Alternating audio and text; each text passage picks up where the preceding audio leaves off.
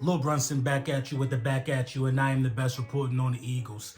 Real quick, before we get into the meat and potatoes, I gotta let you know that this video was brought to you by Manscaped. Big Manscaped in the building.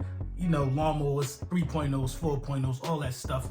Use code Brunson, save the 20% off, get the free shipping, and the free shipping up for that for y'all. Let's talk about it, man. You know, the championship games, they went down yesterday. You know what I mean? The Bengals and the Chiefs, 49ers and the Rams, it was crazy. It was crazy. It was crazy. You know what I mean? My thoughts about the Bengals and the Chiefs game was, you know, I love Andy Reid, man, but not taking the three. That's just some Andy Reid type stuff, man. I mean, it's just some Andy Reid type stuff. Not taking the three at the end of the first half. I think that, you know, obviously came back to haunt them. They lost the game by 3. You know what I mean? But Andy Reid either gonna go for the jugular or, you know, or whatever. But 3 points, you going for the jugular with that. Because it would have been, what, like 24-10? I just don't get the process. But on the other hand, man, you know, Patrick Mahomes did throw the interception, you know, on the first pass of overtime, I believe. And Joe Shiesty, man, I like Joe Burrow, man. I like Joe Burrow.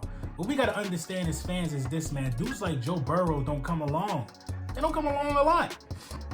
You know what I mean? So if you try to take this latest example of quarterback play that you've seen in the postseason and pair it up with Jalen Hurts, I mean, I just don't think it's fair. You know, it's a lot of guys who are in the playoffs this year who are just, you know, how should I say this? Are like a lot of generational dudes were throwing the ball in the playoffs. Aaron Rodgers, Josh Allen, Patrick Mahomes, Joe Burrow. Like, all them dudes already locked up on a team somewhere. Tom Brady. You know what I'm saying? A lot of them dudes locked up on the team. And then look at the other guys who really struggled this year in the playoffs. You know what I mean? Guys that still trying to find their way. The Kyler Murrays, the Jalen Hurts. You know, a couple other young guys, Mac Jones. But it was, you know, Joe Burrow is the best quarterback drafted in the last 2 years.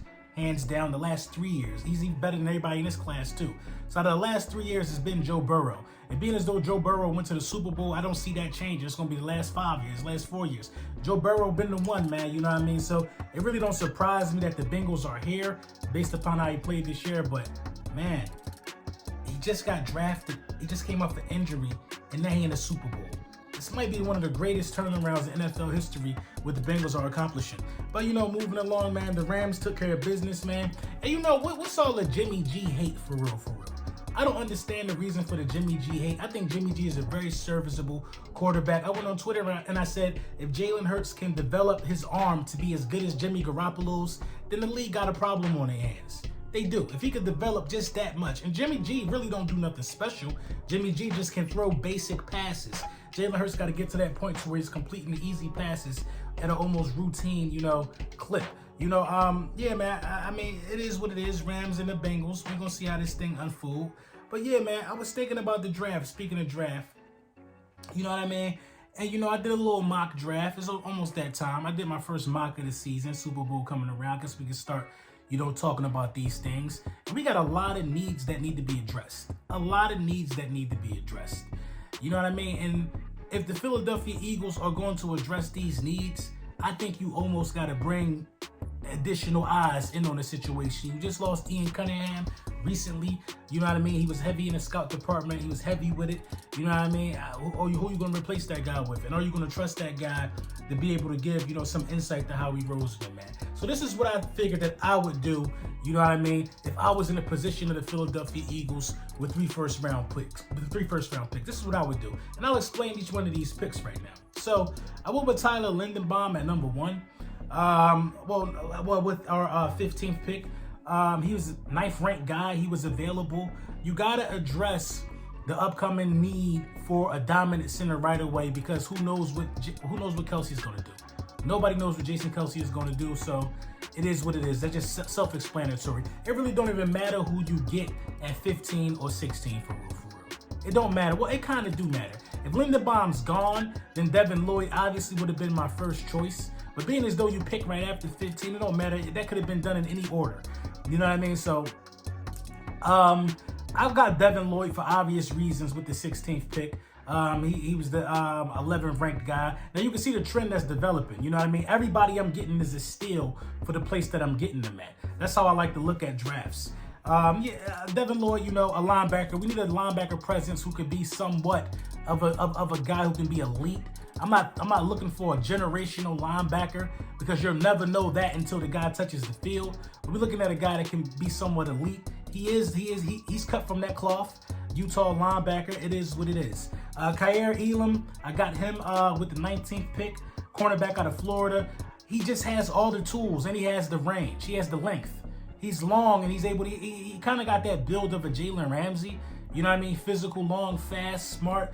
He played really, really well. I like this. I like this at the 19th pick. You know what I mean? That's how I would cap out the 3 first-round picks for real, for real. You address cornerback, but obviously have a need there. You have a need at linebacker. You have a need at center. Everything makes sense. Then with the 51st pick, you know what I mean? I went for an edge right there. Nick Bonito out of Oklahoma. 50th ranked guy, so he's right on time. He's right there for us. It makes sense. You know, you got to address edge. You don't know what's going to happen with Barnett. You don't know what's going to happen with, Graham, if it's going to take him a while to get back acclimated. You know what I mean? Being as though Barnett is going to be gone, somebody got to step in right away. So you're going to need somebody to provide some type of balance right there. Then I went with safety. You have a need there too. Kayvon Wallace has not panned out. How my guy Gates City say, McLeod got duct tape holding his knees together. Who knows what's going to happen with Anthony Harris? Even though I think Anthony Harris played really, really well, I would like to see some increased snaps for Epps.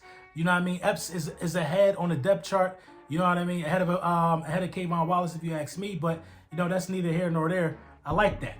Then Then Sky Moore, wide receiver out of Western Michigan. This was the absolute steal of this mock draft right here. Absolute steal. Now, I don't even know what Western Michigan is.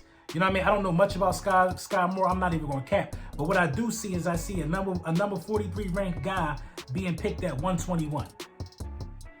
You know what I mean? You can't beat that. And you also have a need there as well. Jalen Reagor is playing more like a practice squad guy. Greg Ward is a practice squad guy. Arcega-Whiteside is going to be gone. You have Devontae Smith, you have Quez Watkins, who are both serviceable, but you need depth back there, man. You got a lot of guys who don't do nothing, so you might have to, if it's a steal available at wide receiver, you got to go out after that. Then I got another edge rusher, because you can never have too many, especially with the situation that the Philadelphia Eagles are in, being as though we were second to last in sacks. So, yeah. Then I got another linebacker, because you can never have a lot of those guys, because we got a lot of just rotational, undersized guys who don't want to set the tone. Then I got a quarterback, you know what I mean? Why not a camp arm? You know what I'm saying? Then I capped it off with another edge rusher. So in the late part of this draft, out of the last 4 picks, 2 of them were edge rushers, because I think you need to start getting to the quarterback a little more than the Philadelphia Eagles did. So as you can see, man, a lot of decisions have to be made. Every player that I pick, there's a reason for it. There's nothing that just don't make sense. Like, you don't see a running back just out there because he out there. It just don't make sense. You got to be smart with each and every one of these picks, because this is probably, in my opinion, the most important draft of the franchise history for the Philadelphia Eagles, for real, man. You don't often be in this situation, man. You don't often, listen, let me read something to y'all that I tweeted not too long ago. We haven't had multiple picks in the first since 1993. That's 29 years. 29 years was the last time the Philadelphia Eagles had multiple picks in the first round. Before that, it was 1973. 49 years. 49 out of the last 49 seasons, we've only had multiple picks twice. What is it about to be, like Super Bowl, 50? Come on. That's crazy, man. We only had multiple picks twice, and we've never had 3 picks in the first round in franchise history. So this is important. You got to hit the nail on the head with this one. This one is so important to me that I feel like you almost have to bring in some help for Howie Roseman. Bring in some leaders. Bring in some more people that can help Howie Roseman make these decisions. You got to go that hard. It is not undermining Howie. We don't think that Howie can't do the job. Well, I don't feel like he can't do it, but it wouldn't hurt with all his capital to bring in somebody who knows how to make sense and who knows to get the best out of these assets and the best for these assets. I think it's almost worth it. You bring in some type of retired senior. Who's the greatest GM of all time? Is he living? Get him to come in here and school Howie Roseman on what to do with these picks. For real, this is a lot. And you got a lot of needs, ladies and gentlemen. But yeah, man, that was my mock draft. I know things are expected to change. You know what I mean? It is what it is. But I think a draft like I think a mock like I just put out there, you can't be wrong at something like that, man. So let me know what y'all think in the comments.